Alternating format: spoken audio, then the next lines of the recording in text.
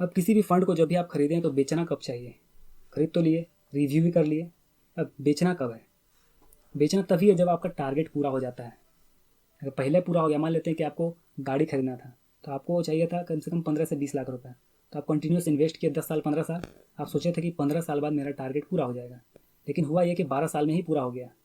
तो आप क्या कीजिए कि उस पैसे को निकाल दीजिए और आप किसी डेट फंड में चले जाइए।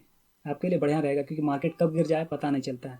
तो अगर आपका वो इमरजेंसी फंड है, अगर आप अपने बच्चे को पढ़ाने का सोच रहे थे, उसके लिए आपने इन्वेस्टमेंट किया था और आपको 15 साल बाद चाहिए था वो पैसा, और आपका टारगेट 12 साल 13 साल में पूरा हो गया है, तो बेटर रहेगा कि 12 साल 13 साल में पैसे को निकाल के किसी डेट फंड में पैसे को लगा दे। डेट फंड में पैसा डिक्रीज बहुत कम होता है, न के बराबर होता है डेट फंड में। तो बेटर ऑप्शन रहेगा कि आपका पैसा लगभग 2-3% 4% के आसपास, इन्फ्लेशन के आसपास ग्रो करता रहेगा। तो बेचने का बस समय यही होगा कि अगर आपको पैसे का एकदम ज़रूरत है तो तभी बेचे, या फिर आपका जब टारगेट पूरा हो गया तभी बेचे। एक चीज़ और है कि आपको वही पैसा को यहाँ इन्वेस्ट करना चाहिए जो पैसा आप कम से कम 5 से 6 साल तक कुछ ना करें, छुए ही नहीं। अगर आप 5 से 6 साल तक पहले अगर आप उस पैसे को निकाल दे रहे हैं तो फिर कोई फ़ायदा नहीं होगा इन्वेस्टमेंट करने का। कंपाउंडिंग का फ़ायदा तभी दिखेगा जब आप 10 साल 15 साल से ज़्यादा इन्वेस्ट करते हैं, तब 5 साल में कुछ भी पता नहीं चलता है कंपाउंडिंग का। तो मेरा सजेशन रहेगा कि आप अपने पैसे को भले कम रखें, लेकिन 1,000 ही रखें कंटिन्यूस हर महीना, लेकिन लंबे समय तक रखें, कम से कम 30 साल 40 साल 45 साल 50 साल, तब आपको कंपाउंडिंग का एक्चुअल फ़ायदा दिखेगा। तो ये था ओवरऑल म्यूचुअल फंड के बारे में। अगर म्यूचुअल फंड का स्ट्रक्चर देखें, सबसे पहले म्यूचुअल फंड में होता है एक स्पॉन्सर। ये मैं बस एक बेसिक बता रहा हूँ कि कैसे काम करता है म्यूचुअल फंड।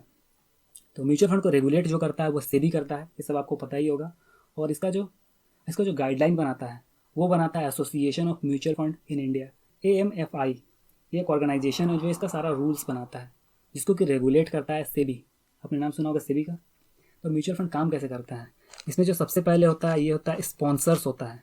स्पॉन्सर्स कहने का मतलब कि जैसे आपने सुना होगा SBI, एक्सिस बैंक, HDFC, ये सब स्पॉन्सर्स होता है, इसको स्पॉन्सर्स बोलते हैं।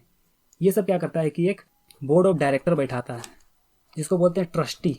इसमें बोर्ड ऑफ डायरेक्टर्स होगा, 1 आदमी 10 आदमी 5 आदमी जितना भी चाहे बैठा सकता है। ठीक। कस्टोडियन होता है जो सारा शेयर का देखरेख करता है, बोलेंगे।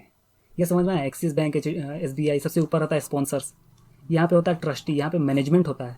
हर कंपनी का कोई ना कोई मैनेजमेंट होता है, कोई भी कंपनी हो बिना मैनेजमेंट का नहीं चलता है। इंडिया में ऐसा रूल है कि 1/3 मैनेजमेंट इंडिपेंडेंट होना चाहिए, मतलब इस कंपनी से बाहर का होना चाहिए, और 2/3 इसी का कंपनी का होना चाहिए।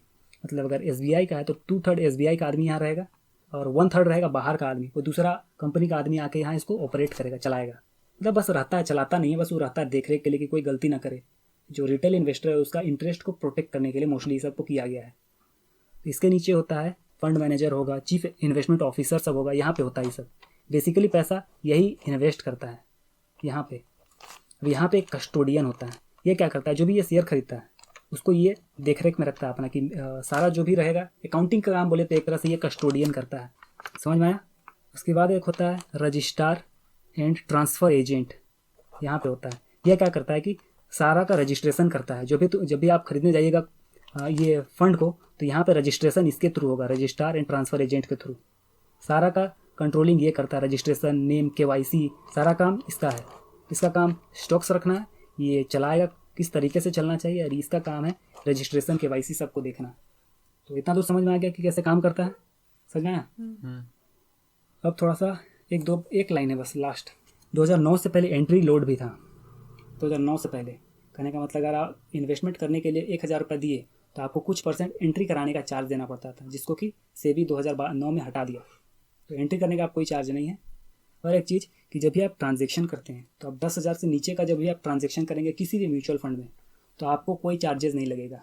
ठीक। लेकिन अगर आप 10,000 से ज़्यादा का ट्रांजेक्शन एक बार में कर रहे हैं तो आपको पहला बार में 150 रुपये लगेगा। अगर आप पहला बार कर रहे हैं, अगर कोई फंड पहला बार खरीद रहे हैं और 10,000 से ज़्यादा का इन्वेस्टमेंट कर रहे हैं, तो पहला बार में 150 रुपये लगेगा चार्ज। और उसके बाद जब भी आप कीजिएगा तो 10,000 से ज़्यादा में 100 रुपये लगेगा एक बार का इन्वेस्टमेंट में। होप यहाँ तक पूरा का पूरा म्यूचुअल फंड क्लियर हो गया होगा। और अगर किसी को कंप्लेंट होता है या कोई अच्छा काम नहीं कर रहा होता है, रजिस्टर करना पड़ता है किसी के अगेंस्ट कंप्लेंट म्यूचुअल फंड में, तो वो स्कोर्स एक वेबसाइट है, यहाँ जाके अपना कंप्लेंट रजिस्टर कर सकता है, स्कोर्स। तो यहाँ तक पूरा का पूरा म्यूचुअल फंड समझ में आया। कोई डाउट?